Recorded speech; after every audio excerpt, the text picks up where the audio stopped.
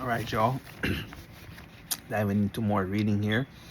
An article is subtitled "The Current State of Housing for Native Hawaiians." Let's get it.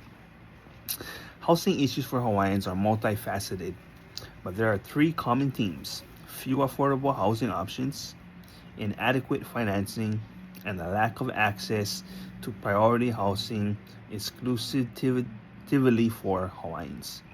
Median rent in Hawaii is the second highest in the nation. The national median rent is $1,300, while the median rent in Hawaii is $1,813, 39% higher.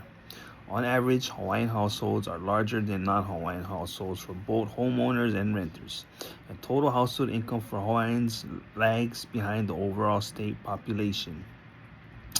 89,000 versus 92,000. And 54% of Native Hawaiian households spend more than 30% of their income on housing. Additionally, for years, Native Hawaiians have represented about 40% of the houseless population on Oahu, despite being less than 20% of the general population.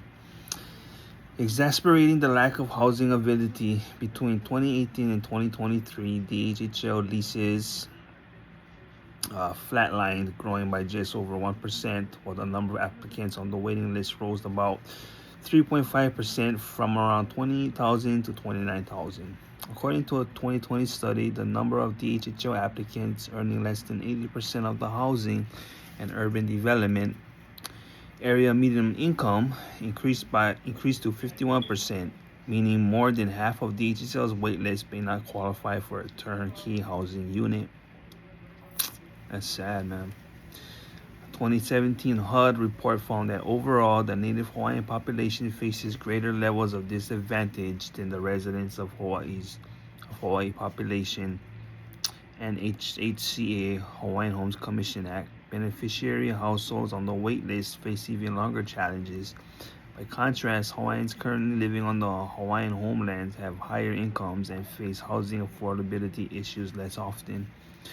The department noted that Hawaiians living on DHHL lands are better off financially than other Hawaiians, and the Hawaiians on DHL's waiting list struggle the most with affordability problems, suggesting that this difference should be due to the ability of more financially secure beneficiaries to obtain housing loans and assume homestead leases versus those who cannot obtain household loans and thus languish on the waiting list.